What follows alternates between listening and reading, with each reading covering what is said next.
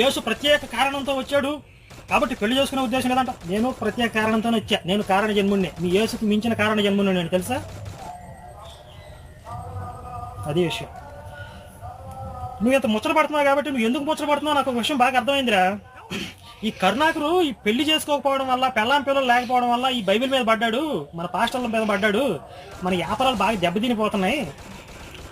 వీడి కనుక పెళ్లి చేసుకుని ఒక పిల్లలు పుడితే ఆ పెళ్ళాం పిల్లలు తెట్టగొట్ట కాలం గడుపుకుంటా ఆ ధ్యాసలో పడిపోతాడు. అవి లేకపోవడం వల్ల మన మీదకి వస్తున్నాడు, మన వ్యాపారాలు దెబ్బడిపోతున్నాయి అని చెప్పి వీడి బాధ.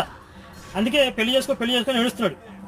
సరే నీ ఏడుపు నాకు నచ్చిందిరా, ఓ పని చేయి, నాకు అంత తీరిక లేదు కానీ నువ్వే ఏడన్నా ఒక మంచి పిల్ల ఉంటే చూసి పెట్టు. ఏంటి, నాకు క్యాస్ట్ ఫీలింగ్ లేదు, మంచి సంబంధం చూడు, చేసుకుందాం నచ్చితే. ఎందుకంటే నీ ఏడుపు చూడలేకపోతున్నావు కాబట్టి. ఇక ఇంకొక విషయం మర్చిపోయానండి, విజయ్ కుమార్ ఒక అల్టిమేట్ కామెడీ ఒకటి చెప్పాడండి.